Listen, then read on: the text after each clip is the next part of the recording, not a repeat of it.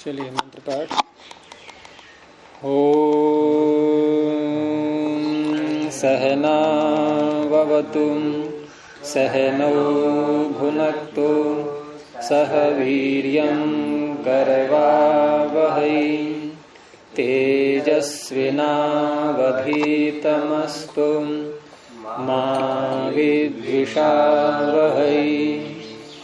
ओम शांति शांति शांति। प्रथमावृत्ति की 61वीं कक्षा आप सभी का स्वागत है। अव्यय संज्ञा का प्रकरण कल प्रारंभ हुआ था। उसमें स्वरादि निपातम अव्ययम और तद्धितश्चा सर्वविभक्ति ही, ये दो सूत्र किए थे। इसमें कुछ पूछना है? हाँ बोलिए। 46 में पेज में अष्टध्यायी के इसमें सूत्र है विनयभ्यम नानायु नास। इसका अर्थ में दिया है पृथक भावे विनयभ्यम प्रातिपदिकाभ्याम नानयो प्रत्ययो भवतः स्वार्थे। ये स्वार्थे अपने अर्थ में कैसे? जैसे वी शब्द बिना ये अलग अर्थ होने में आता है। जैसे हम कहते हैं संयोग और वियोग। योग का अर्थ क्या हुआ? जुड़ना। और वियोग का अर्थ अलग होना। तो वी का अर्थ हो गया अलग होना? नहीं, वी ने आकर के अर्थ क्या बना दिया? अलग होना। समझ में आया? नहीं, ये दो ही अर्थ निकल गया। जैसे आपके बिना मैं जा ही नहीं सकता यहाँ, ऐसे इस प्रकार का वाक्य आता है ना, बिना शब्द का प्रयोग होता है ना इस प्रकार। हाँ, ये जो यहाँ ये पृथक भाव है, अर्थ कैसे लग गया? पृथक भाव अर्थ कैसे लग गया? आपके वाक्य में गड़बड़ क्या हो गई? आपने कहा कि मैं आपके बिना नहीं जा सकता। आप नहीं को हटाओ थोड़ी देर के लिए। अब बोलो वाक्य दोबारा बोलो। बन जाएगा। तो फिर आप नहीं जोड़ करके तो आप अर्थ शब्द का अर्थ ही बदल रहे हो पूरा ही। अरे नहीं बोल करके आप बिना के अर्थ को हटा रहे हो। अब बिना का अर्थ है न सह, और आपने एक न और जोड़ दिया उसमें, नहीं जा सकता अर्थात साथ। तो बिना का अर्थ आप ढूंढ रहे हो उसमें फिर अब बिना के अर्थ का निषेध कर रहे हैं आप वहां पर वाक्य में अपने। बिना के स्वार्थ नहीं, स्वार्थ की बात कर रहा था मैं। आप और जगह पहुंच गए कि वी का अर्थ अपना स्वयं का ही है, न सह। वो सूत्र में खोल दिया है, बात अलग रही। क्योंकि वी है, इसके कई अर्थ हो सकते हैं। जैसे शेष और विशेष। अब क्या यहाँ अलग अर्थ होना अर्थ है क्या? शेष का अर्थ ही अलग होना होता है, बचा हुआ, औरों से बचा हुआ है। लेकिन एक है विशेष, बचा हुआ तो है लेकिन थोड़ी उसकी एक क्वालिटी और बढ़ा दी हमने। यहाँ वृद्धि की गई है, अलग होना अर्थ नहीं है। तो ये जो वी इत्यादि जो उपसर्ग जिनको हम बोलते हैं, यद्यपि यहाँ उपसर्ग नहीं बोलेंगे इसको, उपसर्ग क्रिया के योग में होते हैं तब इनका नाम होता है। यहाँ गति नाम होगा इनका, और कुगति प्रात ऐसे समास कर ही लेते हैं। समास करना होता है तो है। हाँ, निपात इसलिए है कि चादिगण में उसमें निपात संज्ञा के प्रकरण में आ रहे हैं। निपात संज्ञा का प्रकरण जो है प्राग ऋषवान निपाता, वहां से प्रारंभ होता है ना, उसी में प्रादि भी आ गया, प्रादयः। तो प्रादियों का नाम क्या है? प्र आदि में वी आ गया, प्र आदि में वी आ गया, 22 है ये। तो उसमें निपात का आ रहा है अधिकार। तो प्रादयः सूत्र क्या कह रहा है? प्र आदियों की बस, तो निपात नाम हो गया। अगर प्रश्न था क्या ये निपात है, तो निपात है ये। ठीक है। तो वी का अर्थ जो अनेक अर्थ उनमें से कौन सा लेना है वी का ही अर्थ। वो भी उसमें से न सह अर्थ लेना है, वो उसमें ले लिया गया। लेकिन है तो इसका अपना ही अर्थ, इसे कहते हैं स्वार्थ। उसमें ये प्रत्यय हो गया। अब प्रश्न है कि नय में कैसे होगा फिर ये तो वी का अर्थ हो गया स्वार्थ। तो नय का अर्थ क्या होता है? नहीं। तो नहीं में साथ अर्थ निकल रहा है कि अलग होना अर्थ निकल रहा है? यहाँ भी अलग होना ही है। नहीं नहीं नहीं, ये पृथक है, ये पृथक है, नाना बनेगा ना। यानी कि ये वो नहीं है जो ये है, ये अलग है, ये अलग है, तो उसका ही वही अर्थ है, स्वार्थ है। और कुछ?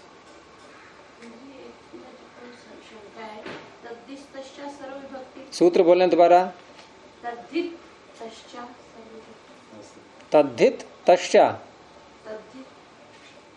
तद्धितश्चा, रुकना नहीं है तद्धित पे, तद्धितश्चा सर्व विभक्ति ही।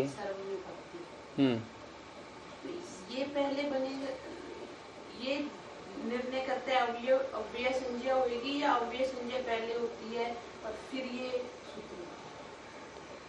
अव्यय संज्ञा पहले किस सूत्र से करेंगे? ये सूत्र करता क्या है? अव्यय संज्ञा करता है। और आपका वाक्य क्या है कि अव्यय संज्ञा पहले होगी और फिर ये सूत्र लगाएंगे।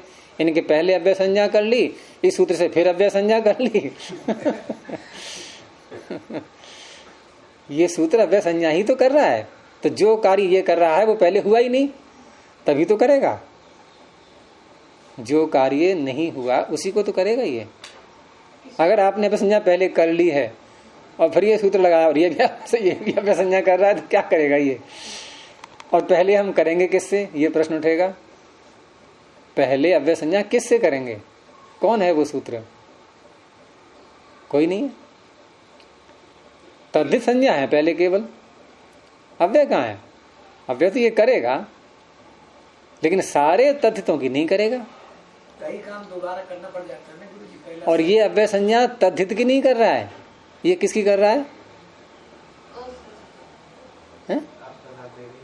ये अव्यय संज्ञा तद्धित की नहीं करता। तो मेरा प्रश्न है किसकी करता है? फिर ये करता तो है, किसकी करता है? तद्धितांत की। ये प्रत्यय की नहीं करता, प्रत्ययांत की करता है। बात समझ में आ गई? ये अव्यय संज्ञा प्रत्यय की नहीं कर रहा है, प्रत्ययांत की कर रहा है। तद्धित प्रत्ययांत। तो सारे तद्धित प्रत्यांतों की नहीं करता ये कैसे शब्दों की करता है? यानी कि तद्धित प्रत्यांत तो है वो, लेकिन कैसा तद्धित प्रत्यांत जिससे सारी विभक्ति नहीं आती। और अन्य ऐसे तद्धित हैं जहां पर ऐसे तद्धित प्रत्यांत शब्द जहां सारी विभक्ति आ सकती है, वहां नहीं करेगा ये, वहां नहीं करेगा। जैसे औपगवः, उपगु की संतान औपगवः, एक भी हो सकती है, दो भी हो सकती हैं, तीन भी हो सकती हैं। औपगवः, औपगवौ, औपगवाः, तो सारी विभक्तियां आ गई है। तो एक वचन भी आ गया, द्विवचन भी आ गया, बहुवचन भी आ गया। लेकिन तदा, तत्र, ततः, यहां लाओ अन्य व्यक्तियां, कैसे लाएंगे? तो ऐसे शब्दों की करता है ये। तद्धित प्रत्यांत ऐसे होने चाहिए जिनसे सारी विभक्ति उत्पन्न नहीं होती। नोत्पद्यते सर्वा विभक्तिर यस्मात्, उसे कहते हैं असर्व विभक्ति ही। ऐसा तद्धित प्रत्यांत कौन? जो भी शब्द है उसकी अव्यय संज्ञा करता है।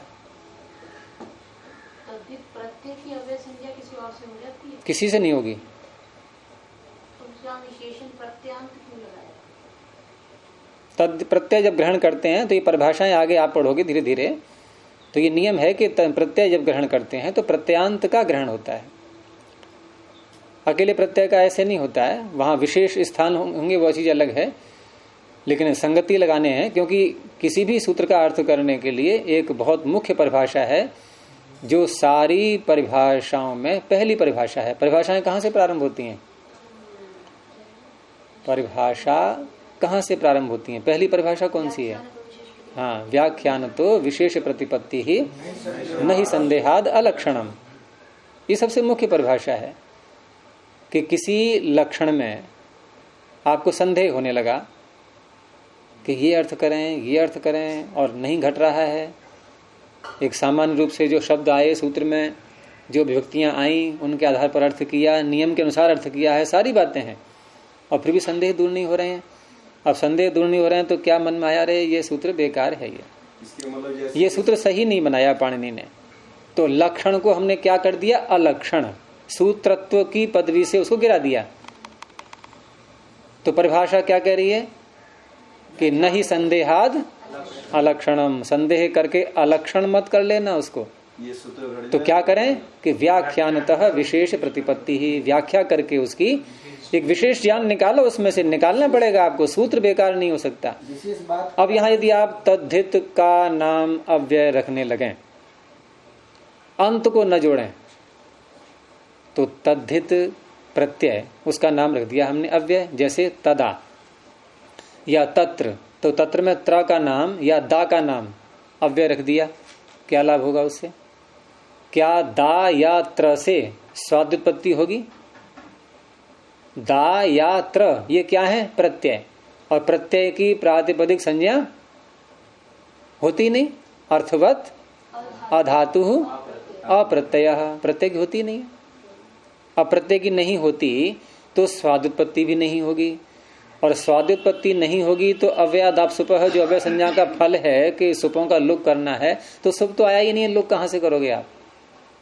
तो सूत्र बेकार हो गया कि नहीं है? ये सूत्र जो है कि तद्धित की कर रहा है अव्यय संज्ञा, और उससे कोई लाभ होना नहीं है, तो ये लक्षण अलक्षण बन गया। तो कहा ऐसे नहीं करो। सूत्रों में कहीं भी संदेह हो जाएगा, हैं? सूत्रों में कहीं भी संदेह उत्पन्न हो उसके परिभाषा सूत्र माना जाएगा। सूत्र में कहीं भी संदेह उत्पन्न हो जैसे तो परिभाषा सूत्र माना जाएगा। समर्था पद विधि है, जैसे पद विधि में क्या, पदस्य विधि, पदय विधि, पदानाम विधि, ठीक है। ये तो यही पदानाम विधि पदय विधि तो समीचीनम पढ़ते थे, पदस्य विधि का, हाँ ठीक है, तो समास प्रकरण पढ़ते थे। हाँ, तो फिर क्या तो आपने विशेष व्याख्या की नहीं की सारी है, इसी को कहते हैं व्याख्यानतः विशेष प्रतिपत्ति। यानी आपने सूत्र को और अधिक प्रामाणिक बना दिया, आपने सूत्र में और जान डाल दी विशेष व्याख्या करके, ये सारी। तो ऐसे ही करना है हमें, ये परिभाषा, हाँ ये परिभाषा सूत्र है। तो इस प्रकार से जो है जहां भी संदेह होता है तो वहां ऐसी व्याख्याएं करके अर्थ निकालते हैं। तो वहां ये नियम निकल आया कि प्रत्यय यदि ग्रहण है तो प्रत्यय ग्रहणे यस्मात् स प्रत्ययो विहितः तदादेह तदन्तस्य च ग्रहणम भवति। ये परिभाषा बन गई कि कहीं पर तदादि लेते हैं हम, प्रत्यय आदि में है जिसके, और कहीं पर अंत तदंत लेते हैं, तदादेह तदंतस्य। यहाँ क्या लेंगे? तदंतस्य। और ठीक यही अर्थ आपको वहां करना है, कृत तद्धित समासाश्य। अब वहां अंत नहीं कहा है, समास में तो अंत की आवश्यकता ही नहीं है, लेकिन प्रश्न उठेगा कृत में और तद्धित में कि कृत और तद्धित की प्रातिपदिक संज्ञा होती है, क्या ये अर्थ करके सूत्र संगत हो जाएगा? कभी नहीं हो सकता, क्योंकि अनर्थ होने लगेगा। अगर हम कृत और तद्धित की प्रातिपदिक संज्ञा करने लगें तो प्रत्यय मात्र से भी स्वादुत्पत्ति, तो वहां भी यही अर्थ करेंगे क्या? कृत अंत में है जिसके, तद्धित अंत में है जिसके, उसकी प्रातिपदिक संज्ञा। यही अर्थ यहां पर है कि तद्धित अंत में है जिसके, ऐसे शब्द की अव्यय संज्ञा होती है। ऐसे शब्द की, प्रत्यय की नहीं, पूरे शब्द की। और उसमें साथ में जोड़ दिया असर्व व्यक्ति, ये बात घटेगी उसमें, नहीं तो सारे शब्द आ जाएंगे तदितांत, फिर औपगवः इत्यादि भी आ जाएंगे, शालीय आ जाएगा, सब आ जाएंगे फिर तो ये सभी तदितांत हैं।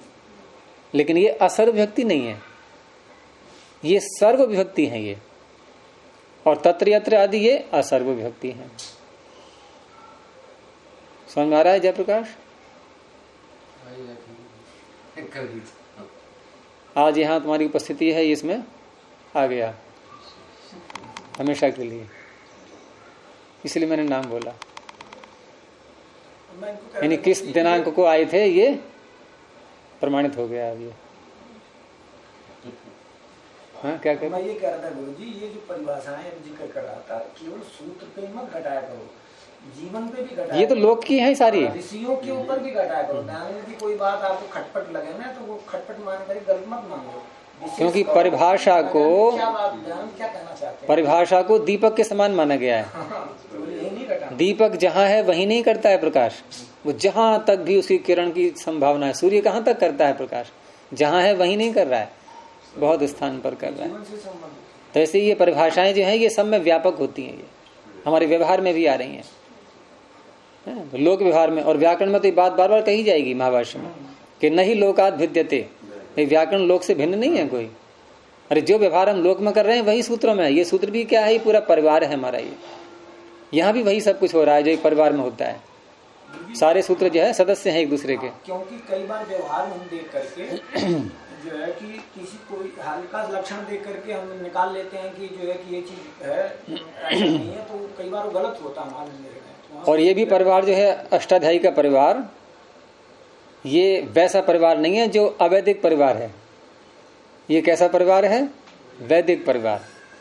तो वैदिक परिवार में जो आपको उदाहरण दिखेंगे व्यवहार के, वो यहाँ मिलेंगे आपको। आप उदाहरण देने लोगों के परिवार है तो परिवार तो ऐसे भी होते हैं, जहाँ लड़ाई झगड़े होते रहते हैं, मार धाड़ होती रहती है, गाली गलौज होते रहते हैं, तो क्या ऐसा परिवार है? यहाँ भी ऐसी करेंगे सूत्र, एक दूसरे को गाली बकेंगे फिर ये। लेकिन ऐसा नहीं, ये वैदिक परिवार है, सुसंस्कृत परिवार है ये, उसमें लेना है इसको। तो वही परिभाषा है तो आपके पास व्याख्यानता विशेष प्रतिपत्ति, सूत्र नहीं बिगड़ना चाहिए।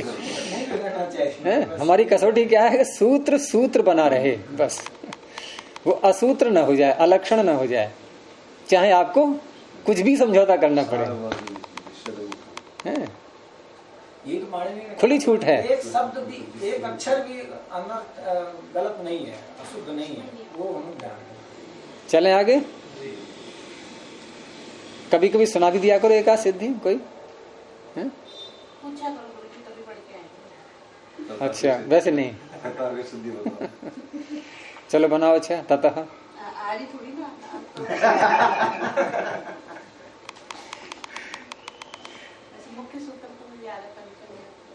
चलिए आगे चलते हैं।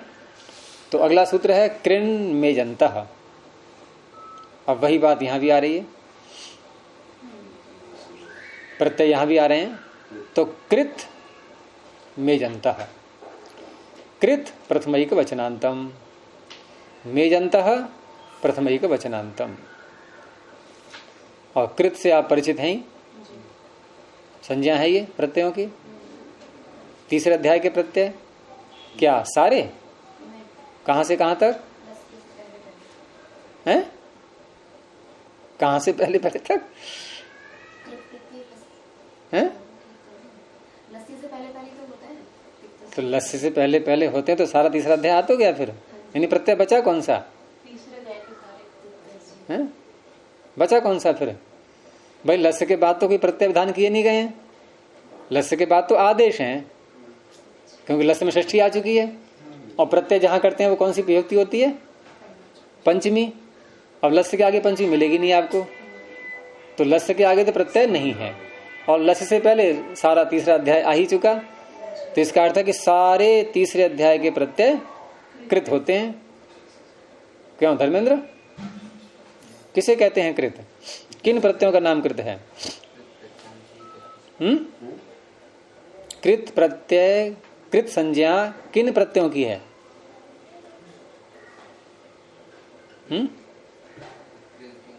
इंद्रदेव? हाँ संज्ञा सूत्र है ये। तो ये उत्तर हो गया मेरे प्रश्न का। मेरा प्रश्न है कृत संज्ञा किन प्रत्ययों की होती है, कहां से कहां तक के?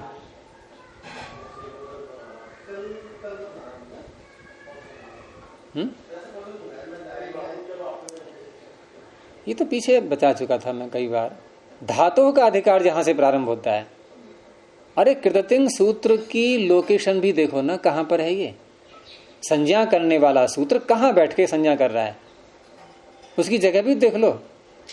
अरे धातु के आगे आ रहा है, धातोः तत्रोपपदम सप्तमी स्थम, और आगे तो जहां सूत्र है वहीं से तो संज्ञा करना प्रारंभ करेगा अपनी।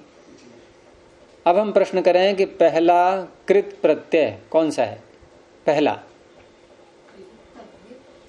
तव्यत, पहला प्रत्यय तव्यत, यहां से प्रारंभ हो गई। अब चल पड़ी श्रृंखला आगे। अब जितने प्रत्यय हम बोलते जाएंगे अंत तक, तीसरे अध्याय के अंत तक। अब उसमें तिप्तस जी भी आ गए, फिर वो भी चपेटे में आ रहे हैं, उनको बचाना है, उनकी सुरक्षा करनी है। कोई हमला नहीं हो रहा है उन पर, लेकिन उनका नाम कृत नहीं होने देना है, नहीं तो बिगाड़ हो जाएगा, है ना। परिवार में बहुत सी बातें छिपाई जाती हैं सदस्यों से भी। परिवार एक है, लेकिन एक परिवार होने पर भी कुछ बातें भाई माता पिता के बीच में रही, बच्चों को नहीं बताएंगे, कुछ बातें बच्चों को ही बताते हैं, कुछ संबंधियों से नहीं बताएंगे, कुछ बताते हैं। तो यहां कृत नाम तिप्त सी इत्यादि का नहीं होने देना है, तो इसलिए साथ में कह दिया अतिंग। अब अतिंग क्यों कहना पड़ रहा है? इससे ये स्पष्ट है कि तिंग भी चपेटे में आ रहे हैं, यानी वहां तक इसकी पहुंच है, तभी तो बचाया जा रहा है उनको। तो तव्यत से लेकर के और अध्याय के अंत तक ये सारे प्रत्यय इसने लिए, उसमें तिंग को छोड़ दिया। अब हम कह सकते हैं कि लस्य से पहले पहले तक, ठीक है। तो इतने प्रत्ययों की कृत संज्ञा होती है। अब धातु से पहले, क्योंकि धातु संख्या है 91 है ना, कितनी है? 91, यानी कि 90 सूत्र पीछे निकल गए। तो 90 सूत्रों में जहां जहां भी प्रत्यय किए गए हैं उनका नाम कृत नहीं होगा। तो हम ये कह सकते हैं कि सारे तीसरे अध्याय के प्रत्यय कृत नहीं होते। ये स्पष्ट हो गया कि नहीं है? और ठीक ऐसे ही चौथे पांचवें अध्याय की भी बात करते हैं कि सारे चौथे पांचवें अध्याय के प्रत्यय तद्धित नहीं होते। वहां भी तद्धित कहां से प्रारंभ होंगे? जहां तद्धिता सूत्र है, अपने आगे से ही प्रारंभ करेगा वो, पीछे को तो भागेगा नहीं। वो अधिकार आगे को चलता है, पीछे को नहीं चलता। तो वहां तद्धिता से पहले पहले तक इतने प्रत्यय पीछे निकल गए।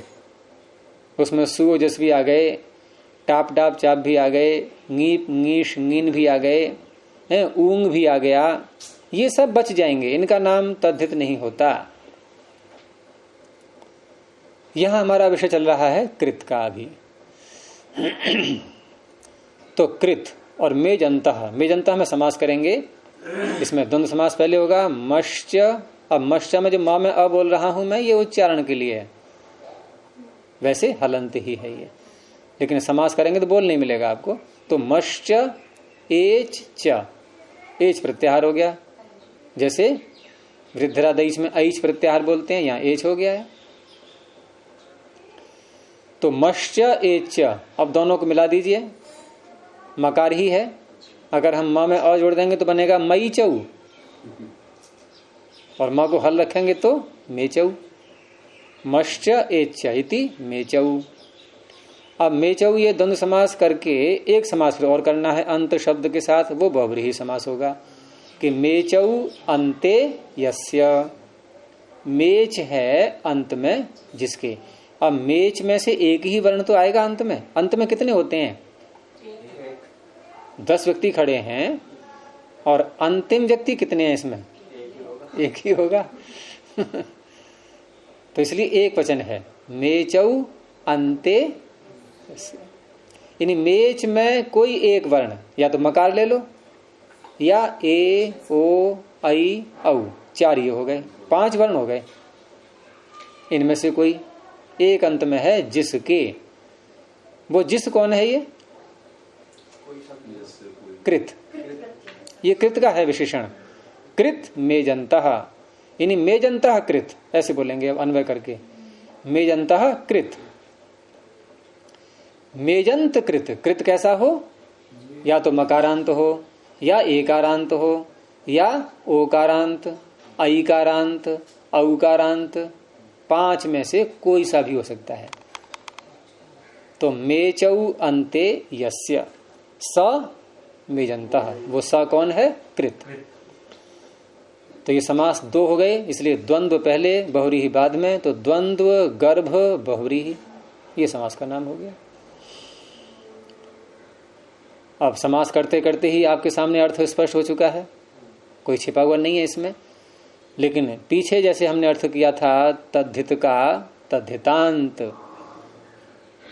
क्योंकि प्रत्यय आएगा तो अंत जोड़ेंगे, तो कृत भी प्रत्यय का ही नाम है, यहां भी अंत जोड़ेंगे। अब कैसे अर्थ हो जाएगा कि मेजंत कृदंत। मेच अंत में है जिसके ऐसा कृत, और वह कृत अंत में है जिसके ऐसा कोई शब्द, उसका नाम होगा अव्यय। किसका नाम होगा अव्यय? मेजंत कृतंत का नाम। मेजंत कृत अंत में है जिसके, तो इसलिए इन्होंने अर्थ स्पष्ट करने के लिए खोल दिया है उसको कि कृत, कैसा कृत? यो मकारांतः एजंतश्च, और फिर अंत बोलना पड़ा तदंतम शब्द रूपम अव्यय संज्ञकम भवति। तो हमें कैसा शब्द लेना है जिसकी अव्यय संज्ञा करने जा रहे हैं?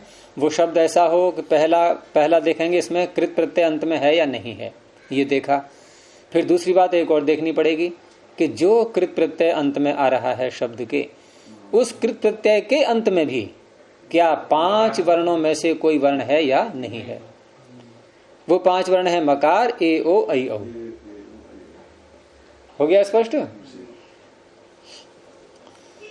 तो अब उदाहरण देखेंगे। अब उदाहरण इन्होंने वही दिए, वही तो लाएंगे ये जो मकारांत और एजंत में से हम ढूंढेंगे प्रत्ययों को, क्योंकि सारे प्रत्यय जैसे हमने कहा तव्य, तव्य, अनियर, ये भी तो कृत हैं, लेकिन इनमें न कोई मकारांत है न एजंत है। तो ऐसे प्रत्यय ढूंढे जाते हैं। उसमें एक प्रत्यय है आपका अणमुल, और अणमुल प्रत्यय इसमें अनुबंध हटा करके देखेंगे मकारांत एजंत है या नहीं। मकारांतता और एजंतता अनुबंध हटा करके देखी जाएगी। तो अणमुल में लकार और उकार इनको हटा दो, और अणकार को भी हटा दो। 3 अनुबंध है अणमुल में। अणकार चुटू हटा देगा, लकार हलंत्यम, उकार उपदेश जननासिकैत, क्या बचा? अम। अब ये अम कैसा है? कृत नाम है इसका, और कैसा है? मकारांत है। ये इसकी रेंज में आ गया। तो इसलिए पहला उदाहरण है इनका स्वादुम कारम भुंगते। स्वादुम कारम भुंगते, स्वादिष्ट बना करके खाता है। और होते हैं बहुत से ऐसे लोग जिन्हें सामान्य भोजन पसंद ही नहीं है, वहां से ले आए भोजनालय से, फिर अपने कमरे में आकर के और छौंका छांकी शुरू हो गई। इधर को इशारा कर रहे हो क्या? अच्छा। हम तो वहां उस दिन जो है छक गए आपका भोजन लेके। बहुत बुरा हाल हो गया, खाई नहीं मिला। फिर मैंने क्या किया कि हलवे से जो है रोटी खाई। फिर वहीं पर इतनी मिर्च उसमें, हो बहुत मिर्च, दाल में भी, सब्जी में और ज्यादा थी। और सोमदेव जी को भी सारी छोड़नी पड़ी। वो भी शायद नहीं खाते होंगे, अपने पारा मिर्ची वैसा भोजन होता होगा उनका, उनको भी छोड़नी पड़ी। लेकिन एक और महापुरुष थे सामने, वो सब कुछ खा गए, और लिया उन्होंने, और लिया। तो मैं देख के उनको बड़ा आश्चर्य करा। मैंने कहा इनको हो क्या गया है, इन्हें कोई प्रभाव नहीं पड़ रहा है। जैसे बुलेट प्रूफ आदमी होता है ना, ये मिर्च प्रूफ है पूरे। निमंत्रण होगा ना, कोई में हमारे घर का कोई भी पंचायत को मिल जाएगा, आप तो रोटी खाया बोले कि नहीं, आज पीछे बैठ जा, तो पीछे बैठ के ले जाएंगे पार्टी में उसको। तो बस एक थाली खाएंगे, सरका देंगे, दूसरी ले आ, तीसरी सरका देंगे, चौथी ले आ, 5-7 साल खाएंगे। तो वाक्य है हमारा कि स्वादुम कारम भुंगते, ये तो मुख्य वाक्य बना। लेकिन यहाँ जो एक शैली है ऐसे वाक्यों को बनाने की कि स्वादिष्ट बना करके खाता है, तो इससे एक बात सिद्ध हो रही है कि जो स्वादिष्ट पहले नहीं था उसे स्वादिष्ट बना के खाता है ना। स्वादिष्ट पहले नहीं था, तो इसलिए अब विग्रह करेंगे कि अस्वाद्वीम। अब ये स्त्रीलिंग में दिया है इन्होंने अस्वाद्वीम, इसलिए कि यवागु है, यवागु स्त्रीलिंग में आता है। तो यवागु मान लीजिए मीठा कम है, स्वाद नहीं लग रहा है, थोड़ा और डाल दिया उसमें।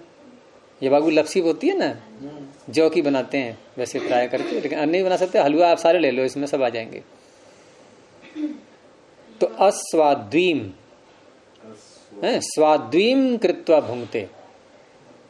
जो अस्वाद्वी है, स्वाद्वी नहीं है, स्वादिष्ट नहीं है, उसको स्वादिष्ट बना करके खाता है।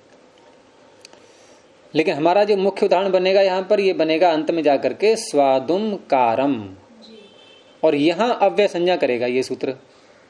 कृण में जंतः स्वादुम कारम शब्द की अव्यय संज्ञा करेगा। लेकिन ये शब्द अपने स्वरूप में कैसे आएगा, उसकी सिद्धि को देखेंगे। तो विग्रह जो किया गया, उस विग्रह के आधार पर हम अलौकिक विग्रह रखेंगे आगे। तो विग्रह किया गया अस्वाद्वीम स्वाद्वीम कृत्वा भुंक्ते।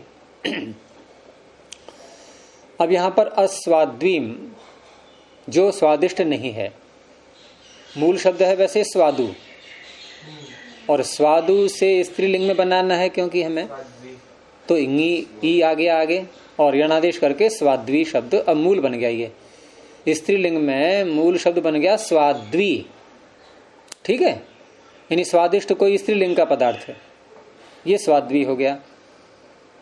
और जो स्वादिष्ट नहीं है उसको स्वादिष्ट बना खा रहा है, तो यहां स्वादु बना करके खाता है, स्वाद्वीम कृत्वा। तो स्वाद्वीम में कौन सा कारक है ये, स्वाद्वीम कृत्वा कौन सा कारक है, कर्म। और कर्म में कौन सी व्यक्ति आती है, अम प्रत्यय आएगा। तो अलौकिक विग्रह में कैसे लिखेंगे, स्वाद्वी अम, यही तो आएगा, स्वाद्वी अम। और बाकी जो अर्थ है कृत्वा भुंक्ते इत्यादि, वो सब उसी में, उसी अर्थ को लेकर के ही प्रत्यय आ जाएगा पूरा। वो प्रत्यय यानी स्वादिष्ट बनाना जो कृत्वा अर्थ है, ये कृत्वा अर्थ प्रत्यय में ही आ जाएगा। प्रत्यय इसी अर्थ में होता है, करने अर्थ में। तो यहां इस तरह से स्वाद्वी अम और कृत्वा भुंक्ते, इसमें क्री धातु आगे आ रही है। और क्त्वा का जो अर्थ है करके, करके में हम किसका अर्थ ले रहे हैं, क्त्वा का, समान कर्तृकयो हो पूर्व काले। ये जो आपका प्रकरण है इसको निकाल लो आप अष्टाध्यायी में, तभी समझ में आएगा। क्योंकि इस उदाहरण में लोग उलझ जाते हैं बहुत कि ये हम करके अर्थ कहां से ले आए। तो सूत्र निकालो ये तीसरे अध्याय में और चौथे पाद में, तीसरे अध्याय का चौथा पाद। और आप यहां से प्रारंभ करो समझने के लिए, समान कर्तृकयो पूर्व काले, ये प्रकरण यहीं से प्रारंभ हो जाता है। समान कर्तृकयो पूर्व काले 21 संख्या चौथे पाद में मिल गया।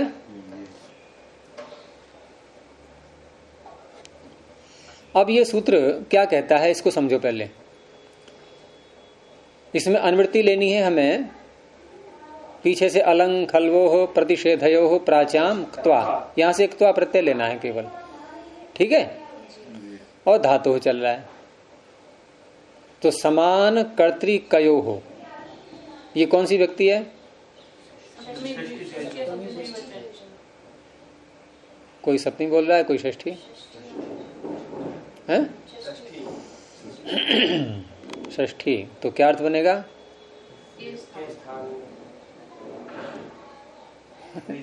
ऐसे अर्थ नहीं है, सप्तमी है। ठीक है, पहले समास करते हैं। समानः कर्ता, आगे बोलो, यद का रूप बनाओ, ययो हो। समानः कर्ता ययो हो, ये ययो हो कौन है, ये दो कौन है, दो क्रियाएं हैं दो, ये दो क्रियाएं हैं। कर्ता किसका होता है, क्रिया का ही होता है। तो समानः कर्ता ययो हो है, भोजन करके पढ़ता है। दो क्रिया हैं, कौन कौन सी, भोजन करना और पढ़ना। ये कौन कर रहा है दोनों, कोई एक व्यक्ति, दो क्रियाएं कर्ता एक। तो समानः कर्ता ययोः, ऐसी दो धातुएं। अब उनमें से एक को पकड़ना है। धातुएं दो हो गई, भोजन करना और पढ़ना। अब उन दोनों में से एक को लेना है आपको। तो एक को लेना है तो आप किसी को भी ले सकते हैं, फिर तो आपकी इच्छा हो जाएगी। नहीं, सूत्रकार क्या कह रहा है, पूर्व काल वाली पकड़ना है आपको। पूर्व काल कौन सी है, भोजन करना पूर्व है या पढ़ना पूर्व है। जो वाक्य बोला है मैंने उसके आधार पर आप यूं भी कह सकते हो कि पढ़ के भोजन करता है, लेकिन मैंने ऐसे नहीं बोला है। तो पूर्व कौन सी है, भोजन करना। तो भोजन करना ये पूर्व में है। ठीक है, पूर्व काल वाली धातु। तो समान कर्तृकयो पूर्व काले है, समान है कर्ता जिनका, ऐसी दो धातुएं उनमें से जो पूर्व काल वाली धातु है उसके साथ में ये प्रत्यय जुड़ते हैं, जो ये प्रकरण सारा आगे चल रहा है। अब इसी में से अगला सूत्र प्रारंभ हो जाता है आभीक्षणेर नमुल्च, लेकिन ये जो है समान कर्तृ के पूर्व काल है, ये सब में जुड़ता रहेगा। ये कर्ता लिए है ना इसमें कहा समान कर्ता ययोः, समान कर्ता ययोः। हाँ, तो क्या शंका आपकी? ययोः समान समान करता है ना, समान करता है जिनका। हाँ, जिनका, तो पूरा शब्द क्या बना? समान कर्तृके, स्त्रीलिंग में समान कर्तृका, समान कर्तृके, समान कर्तृका, क्रियाएं है ना ये। तो समान कर्ता ययोः ते, ये ते क्या है? ये सा ते ताह वाला ते, सह तो ते वाला मत ले लेना। ते समान कर्तृके, तयोः समान कर्तृकयो, हो गया।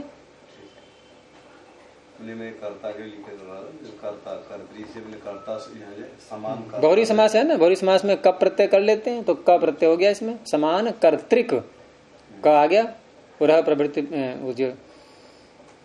उरह प्रवृत्तिभ्य कप, बहुरी समास में कर लेते हैं। कर्तृ से ये करता है ना, ये क्रियावाची जो है ना, एक तो क्रियावाची हो गई, दो क्रिया, वो तो ठीक है ऐसे समझ गया, दो क्रियाओं के जो पूर्वक क्रिया उसमें तो कर लेता है, लेकिन ये समान प्रतीक करता जो है ये कर्ता से अभिप्राय क्या दे दिया करने वाला। अरे देवदत्त भोजनम देवदत्त भुक्त्वा पठति, समीचीनम पर यत्र ययोः करने, ययोः तो दो क्रियाएं हो गई ना, भोजन करना और पढ़ना। ये कर्तृ से किसके साथ जुड़ी? ययोः कर्ता, दोनों कर्ता एक है, देवदत्त दोनों का कर्ता एक है, समान है। समान माने वही, धातु से संबंध है। हाँ, समान माने वही, धातु माने क्रिया, एक ही है कर्ता जिनका। ययोः के साथ, दोनों क्रियाओं के साथ। अब खाया किसी और ने है देवदत्त भुंगते और यजतः गच्छति, तो हो जाएगा। यहाँ भुक्त्वा बोलेंगे वहां पर कि देवदत्त भुक्त्वा यजतः गच्छति, ऐसे बोलेंगे क्या? एक ही कर्ता होना चाहिए दोनों का, वहां ये सूत्र लगते हैं इस प्रकरण के। तो आभीक्षणे नमुल्च से नमुल भी चल पड़ा। इसलिए कह रहे हो जी, यहाँ धातु के अनुवृत्ति लाके जोड़ रहे हैं ना, धातु का अधिकार चल ही रहा है, अधिकार चल रहा है। तो आगे से नमुल और जुड़ गया और तो अभी साथ में चल पड़ा। ठीक है, अब जहां जिसका प्रसंग होगा वो लगता जाएगा। तो नमुल आगे जा रहा है इसमें। अब इसी में आगे नमुल जाने पर भी आगे एक सूत्र और आया, स्वादुमी नमुल। यहाँ दोबारा फिर नमुल कहा गया, इन यहाँ उसको हटा रहे हैं अब। तो इस तरह से स्वादुमी ये शब्द क्या है? ये इसमें व्यक्ति कौन सी दिख रही है आपको? सप्तमी का एक वचन, लेकिन सप्तमी का एक वचन है तो मूल शब्द क्या है फिर? स्वादुम है, फिर तभी तो बनेगा स्वादुमी। अगर स्वादु होगा तो नहीं बनेगा ऐसे, स्वादुम बोलेंगे तो बनेगा स्वादुमी। तो ये सूत्र स्वादु के आगे मकार को जोड़ भी देता है साथ में। प्रश्न ये उठेगा मकार कहां से आया? तो यही सूत्र जोड़ देता है। तो ये स्वादुम शब्द है, इस सूत्र ने कहा है इसलिए स्वादुम शब्द है। और सप्तमी विभक्ति आ रही है इसमें। तो सप्तमी का अर्थ तीसरे अध्याय में मैंने पहले भी कई बार ये विषय उठाया है कि तीसरे अध्याय के सूत्रों में जब सप्तमी विभक्ति आती है, विशेष करके धातुओं के अधिकार में, तो वहां सप्तमी का एक नाम रख दिया है इन्होंने, संज्ञा कर दी है उसकी, उपपद। धातु के आगे ही सूत्र है, धातु से ठीक अगला सूत्र है, देखो, तत्र उपपदम सप्तमी स्थम। तत्र कुत्र? धातु अधिकारे, है धातु के अधिकार में। सप्तमी स्थम, सप्तमी में स्थित, सप्तम्याम तिष्ठति इति सप्तमी स्थः। सप्तमी विभक्ति में जो स्थित है, तत् उपपदम, उसका नाम होता है उपपद। तो स्वादुमी, इसमें सप्तमी में स्थित कौन है? स्वादुमी या स्वादुम? स्वादुमी, इसमें सप्तमी में स्थित कौन है? स्वादुमी। स्वादुम है सप्तमी में स्थित, स्वादुमी नहीं, स्वादुमी तो सप्तम्यंत हो गया और स्वादुम सप्तमी में स्थित है। तो स्वादुम की उपपद संज्ञा हो गई। क्या संज्ञा हो गई? अब जब अर्थ करेंगे तो उसमें ये काम आएगा कि स्वादुम उपपद रहते हुए, और उपपद का अर्थ है समीप में विद्यमान पद, अन्वर्थ संज्ञा है ये। यानी स्वादुम यदि समीप में है तो णमुल प्रत्यय होगा, लेकिन धातु कौन सी होगी? धातु कौन सी होगी?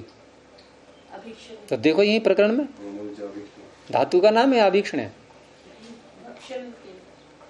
भक्ष्यन्ते ऊपर से आ रहा है क्रिय।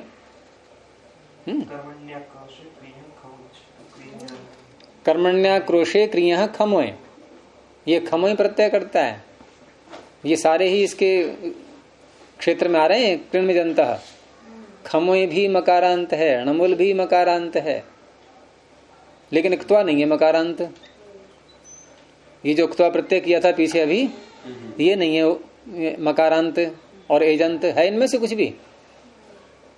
क्यों देख रहे हो? उन सबको देखा नहीं है कभी? क्या मेरी तरफ देखो ना।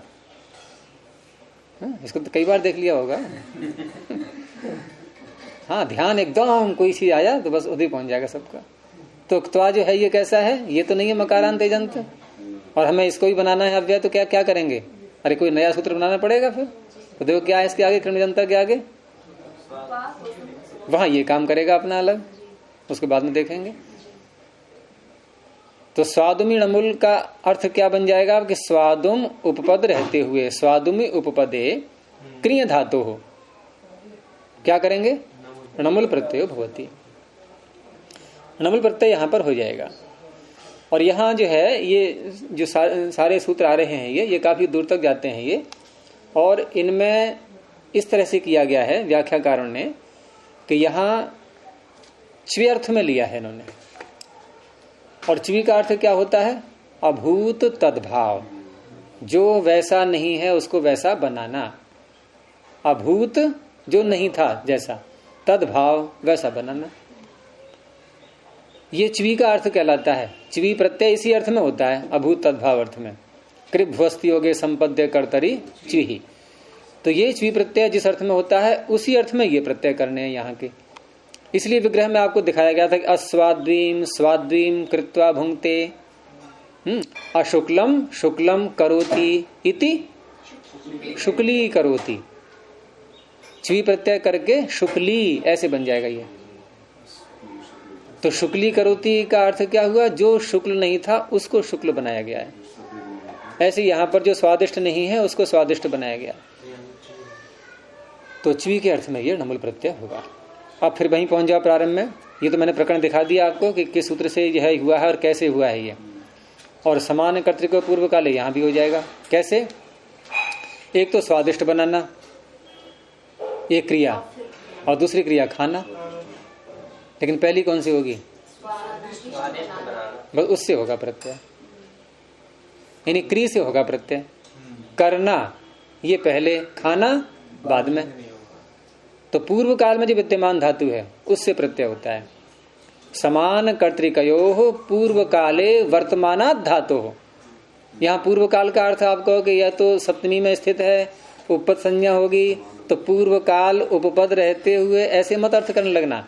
फिर वही परिभाषा आ जाएगी व्याख्यान, तो क्योंकि असंभव अर्थ करने लगेंगे फिर हम। पूर्व काल कोई शब्द का नाम नहीं है कि ये उपपद में हो, तो पूर्व काल एक अर्थ लेना है उसका। और स्वादुम इसका अर्थ नहीं लेना है आपको, ये शब्द ही लेना है सीधा। पूर्व काल का अर्थ लेना है कि पूर्व समय में जो धातु है उससे प्रत्यय होता है। तो पूर्व समय में क्री है या भुंगते या भुज धातु है, क्री से होगा प्रत्यय।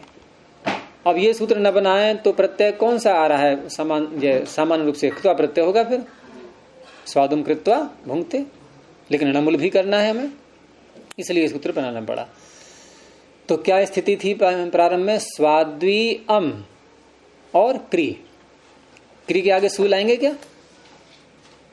स्वाद्वी अम और क्री सु ऐसे बोलेंगे? क्यों?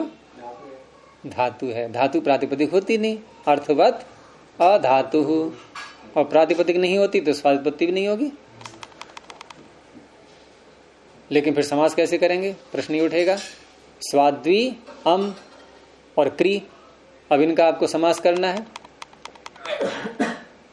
तभी तो अम को हटा पाएंगे। ये अम बिना समास की हट जाएगा? क्यों नहीं हटेगा? समास करने से क्यों हट जाएगा सुकमा जी, क्यों हट जाएगा समास करके? स्वाद्वी अम और क्री, आगे प्रत्यय भी आएगा, उसके बाद समास होगा। लेकिन प्रश्न यह है कि समास करके क्यों हटेगा ये अम? तो ऐसे नहीं, ऐसे उत्तर दो कि समास करके प्रातिपदिक बनेगा, प्रातिपदिक बनने के बाद हटेगा। स्टेप बाय स्टेप आगे बढ़ना है आपको। ऐसा नहीं है कि आपने समास कर दिया इसलिए सुपधातु प्रातिपदिक लग गया। सुपधातु प्रातिपदिकों में समास शब्द नहीं है कि समास में जो सुप होते हैं मैं उनको हटा रहा हूं, ऐसा कहा उसने क्या? प्रातिपदिक क्या हटाता है वो, तो आपको प्रातिपदिक बनाना पड़ेगा पहले।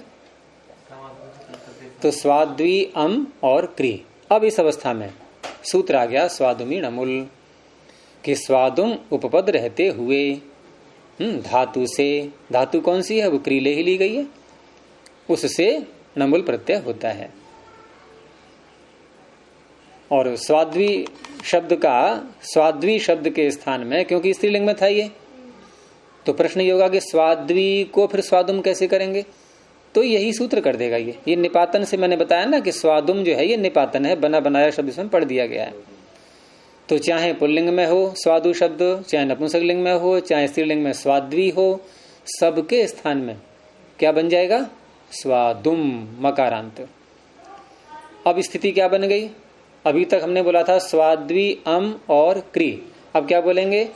स्वाद्वी स्वादुम अम और क्री णमुल। अब क्री के आगे णमुल आ चुका है। स्वादुम अम और क्री णमुल का बचेगा अम। अब फिर यहां पर आ जाइए कि ये जो अम प्रत्यय है इसका नाम क्या है? कृत। और दूसरी स्थिति, दूसरी विशेषता क्या है इसकी? मकारांत होना है। तो जो मकारांत कृत प्रत्यय होते हैं और वो जिस शब्द के भी अंत में आ जाएं, उसका नाम हो जाएगा अव्यय। ये इसने कह दिया कृन में जंतः। तो कृन में जंतः ने ये जो अम प्रत्यय है ये किसके अंत में है? यहां क्री के अंत में। तो क्री अम अर्थात हम जो अव्यय संज्ञा कर रहे हैं ये कितने भाग की करें? केवल इस वाले क्री अम की, ठीक है ना? तो क्री अम इसकी हो गई अव्यय संज्ञा, किससे? कृण में जंतः। अब अव्यय संज्ञा हो गई तो ये जो क्री अम है ये तो बन गया अव्यय, और स्वादुम अम ये एक अलग शब्द है इधर। और समास जब करते हैं तो कम से कम कितने शब्द होने चाहिए समास में? दो तो हों, तो दो हो गए। इधर ये स्वादुम अम, इधर क्री अम। लेकिन स्वादुम अम में जो अम है ये णमुल का अम नहीं है, ये सुअजस अमौट शस वाला अम है। और क्री अम में ये सु अमौट शस वाला अम नहीं है, ये णमुल का अम है। ये भ्रांति मत कर लेना। अब इनका हमें करना है समास। तो समास किन का होता है? सुप, सुपा, सुबंत का सुबंत के साथ होता है समास। ये तो गड़बड़ हो गई यहाँ पर, यहाँ तो गड़बड़ हो गई। एक सुबंत है, एक है ही नहीं। नहीं, तिंगंत क्यों कह रहे हो? कृदंत मत का सुबंत नहीं है, वो चाहे कुछ भी है, कृदंत नहीं है, वो सुबंत नहीं है। तो सुबंत का सुबंत के साथ समास होता है तो नियम भंग हो रहा है यहाँ। तो इसलिए सूत्र इसका अलग से बनाना पड़ा, क्योंकि क्री अम क्या है? ये अव्यय है। तो अव्ययों का भी समास होता है, अव्ययों का भी समास होता है। किसके साथ? देखो मैंने कहा अव्ययों का समास होता है। ये मैंने सुप का अर्थ किया या सुपा का किया? अगर वैसे देखें तो सुप का किया। यद्यपि सुप यहाँ लाना नहीं है, लेकिन हम एक प्रथमा बोलते हैं, एक तृतीया बोलते हैं। तो मैंने कहा कि अव्ययों का समास होता है। तो ये शुभ का अर्थ किया है वैसे देखा जाए तो। लेकिन हमें क्या करना है यहाँ पर कि सुबंत का सुबंत के साथ दो बातों में से हमें यहाँ पर एक चीज मिल रही है। क्या मिल रही है? सुपा या सुप। ये निर्णय आप तब करोगे जब सूत्र आपके सामने आ जाएगा समास करने वाला, और उसमें देखना है कि तृतीया विभक्ति किसमें है और प्रथमा किसमें है। क्या हम यूं नहीं कह सकते कि सुबंत है स्वादुम अम और उसका क्री अम के साथ समास हो गया? और दूसरा वाक्य बोल रहा हूं मैं कि क्री स्वादुम अम का क्रियम के साथ समास हो गया, तो साथ तो दोनों जगह जोड़ दोगे आप, इधर भी उधर भी। देखो स्वादुम अम का क्रियम के साथ समास और क्री अम का स्वादुम अम के साथ समास, ऐसे नहीं निर्णय होगा। सूत्र लाएंगे पहले हम। तो सूत्र क्या है यहाँ? अमा एव अव्ययेन। आप कहोगे ये तो है ही नहीं सूत्र कहीं पे। अमा एव अव्ययेन कहाँ है ये सूत्र? आपने संधि करके याद किया होगा। अमयी वाव्ययेन, अमयी वाव्ययेन निकाल लो सूत्र। ये दूसरे अध्याय में तीसरे कॉलम में होगा। अमा एव अव्ययेन, ये सूत्र समास भी करता है और दूसरा नियम भी है। ये नियम सूत्र भी है।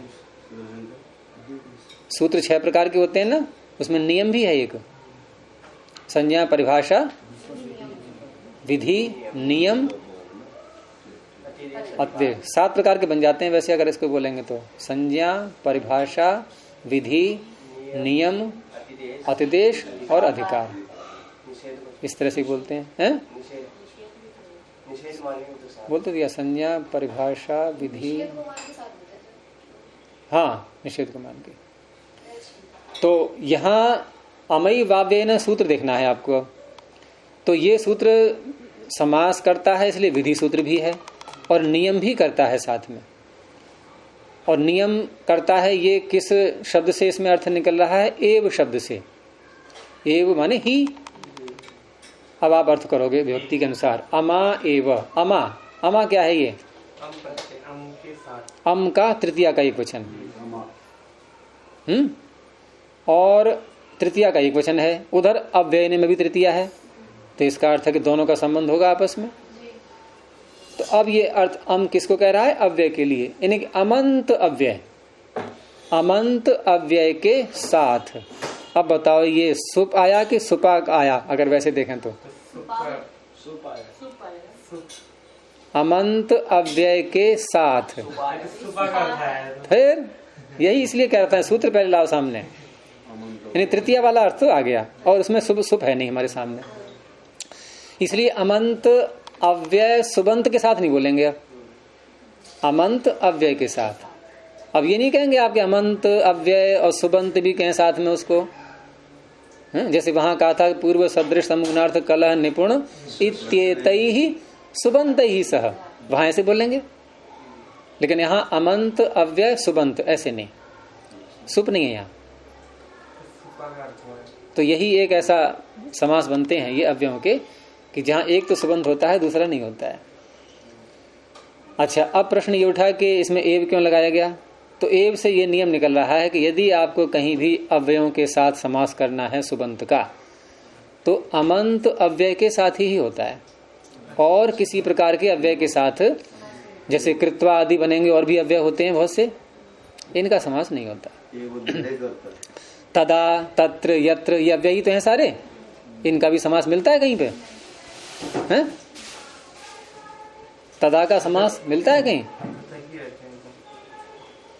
अव्यय के साथ यदि कहीं समास होगा तो अमंत अव्यय के साथ ही होगा।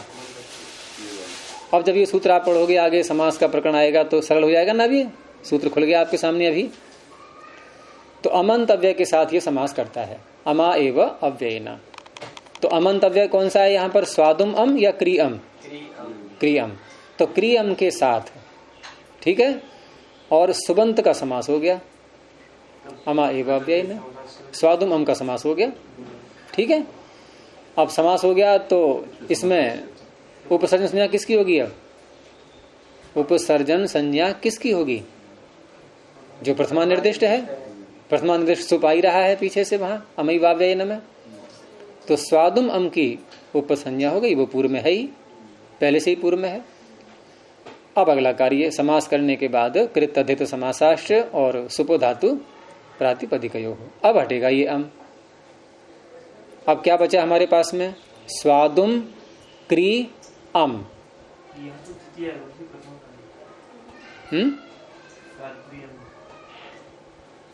नहीं, द्वितीय है तो क्या हो गया? क्या कहना चाह रहे हो? प्रथमा सुबंत पद है ये नहीं है क्या? द्वितीय होने सुबंत नहीं रहा हाँ, सुब का अर्थ ले रहा हूं।